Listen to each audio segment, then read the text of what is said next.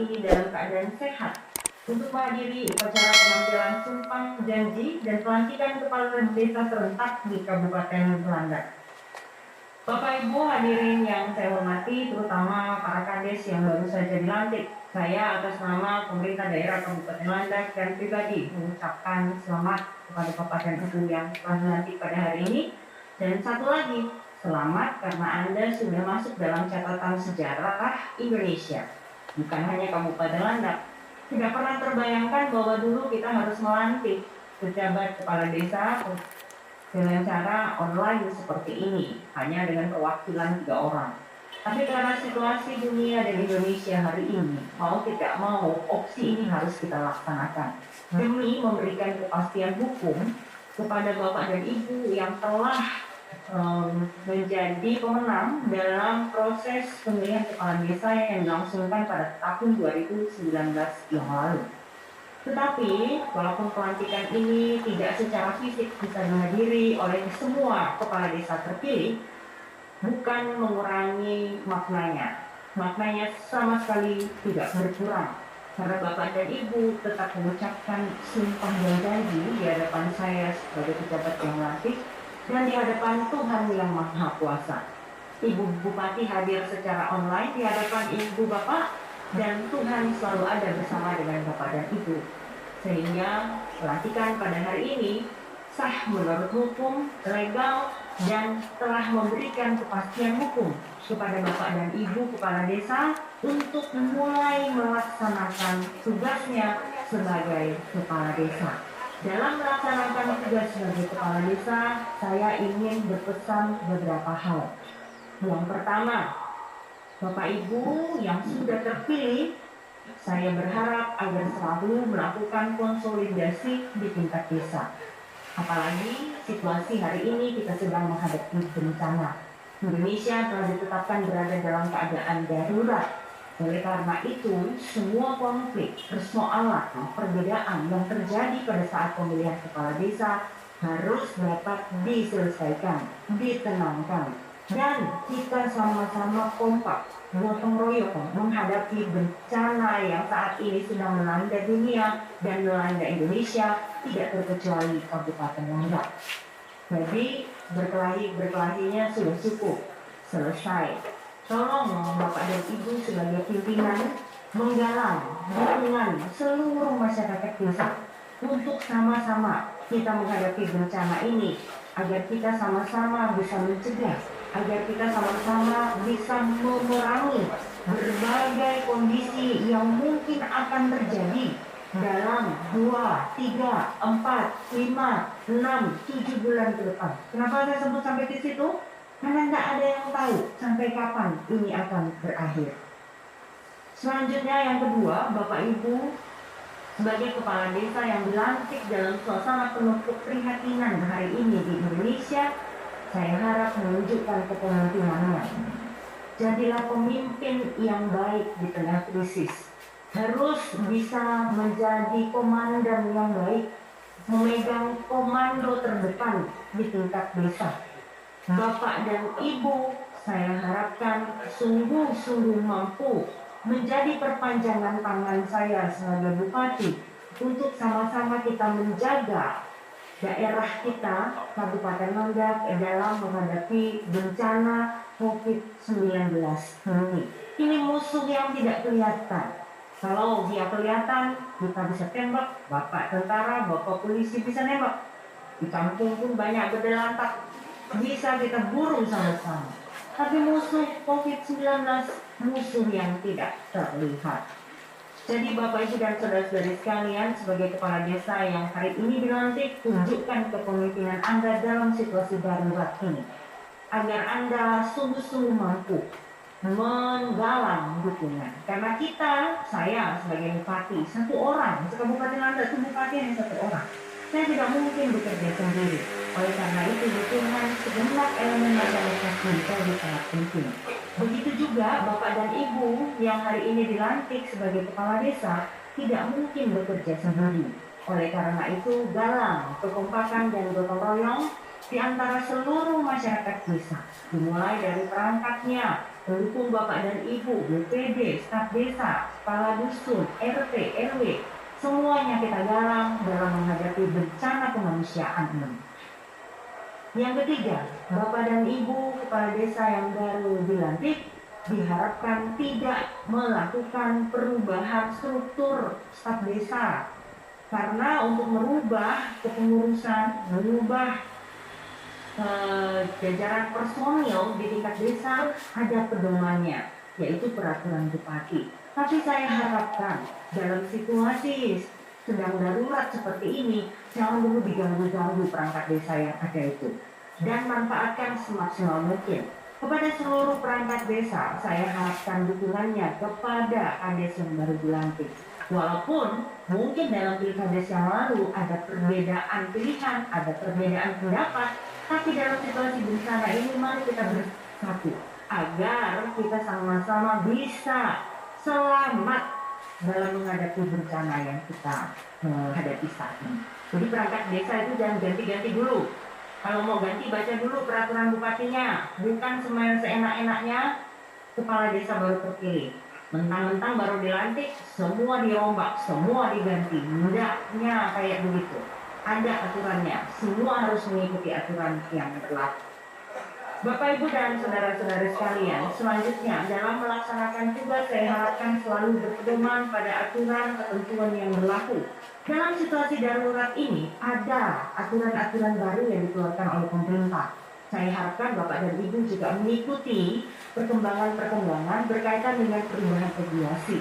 Contohnya, di saat ini sudah dikeluarkan surat edaran dari Kementerian Desa dan Daerah Tertinggal berkaitan dengan refocusing anggaran dana desa untuk pencegahan dan penanggulangan COVID-19.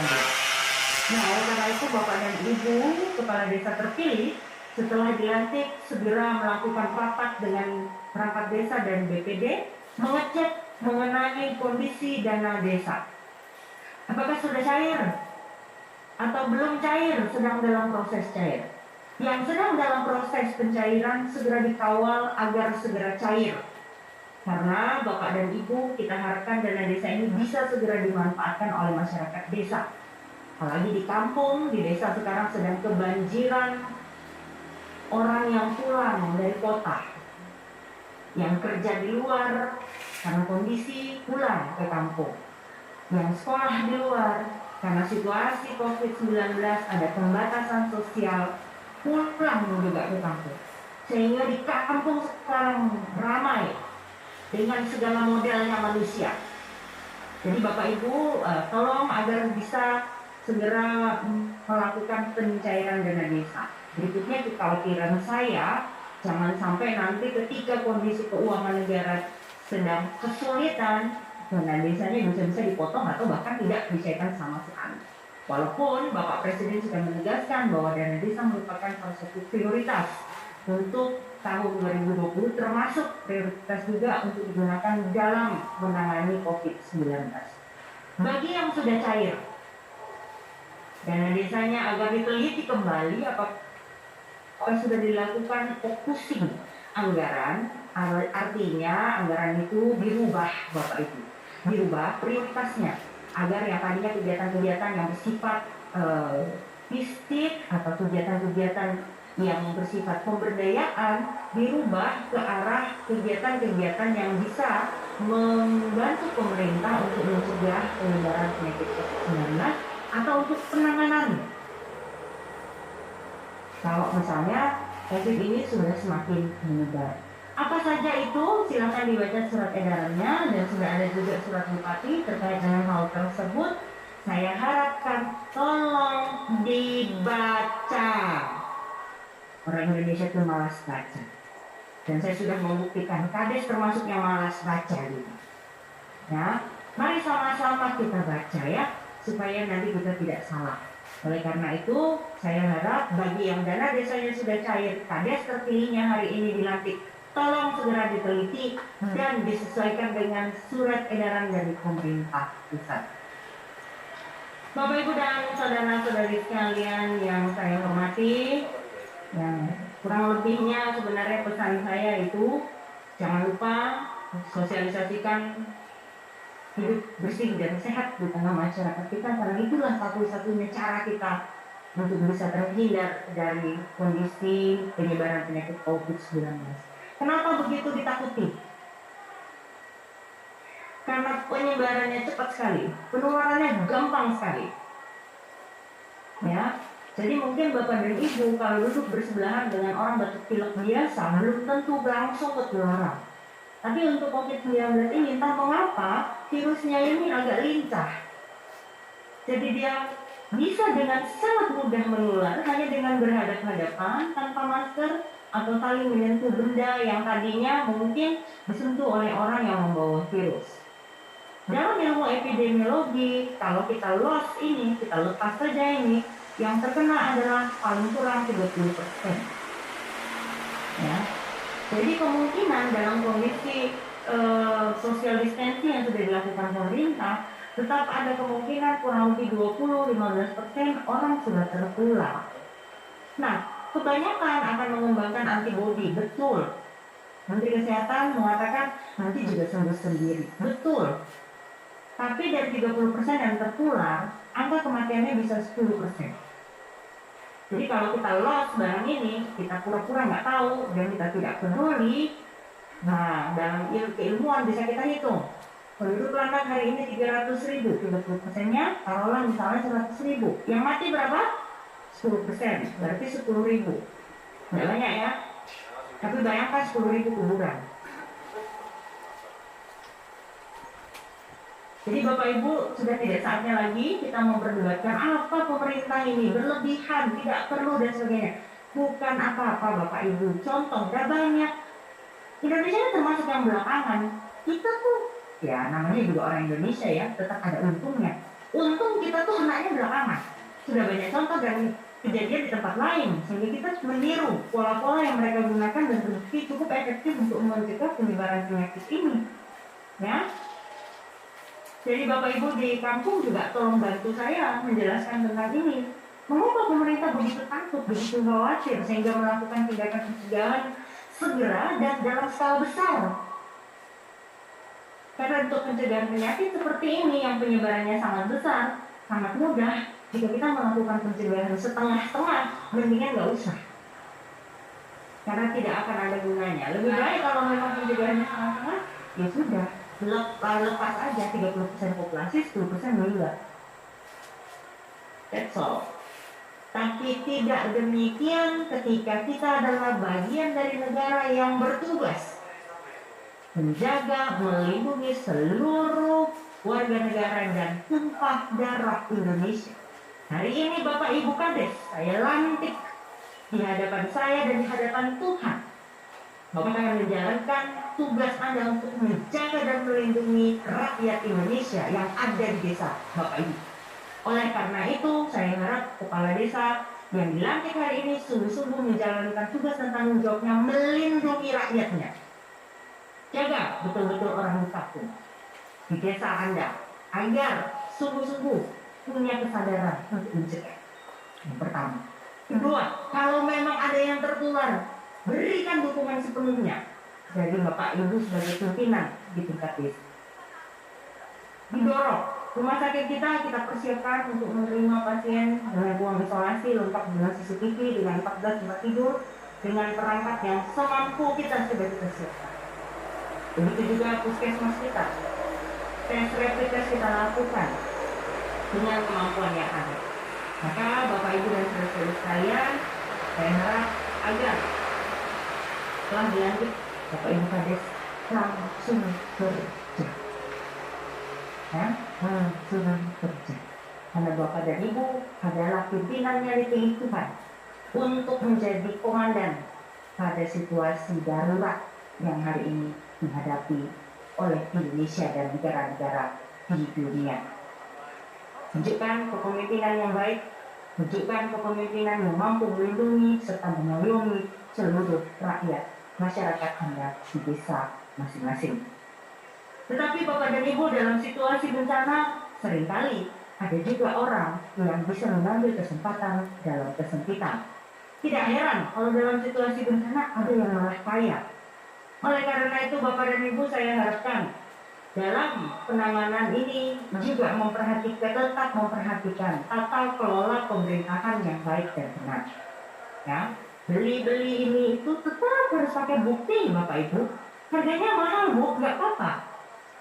Di harga hari ini memang segala sesuatunya tidak lagi di harga normal, tapi Bapak dan Ibu tetap harus bisa membuktikan bahwa Bapak dan Ibu sungguh-sungguh melaksanakan kegiatan itu, tidak ada markup, tidak ada kickback, dan sebagainya.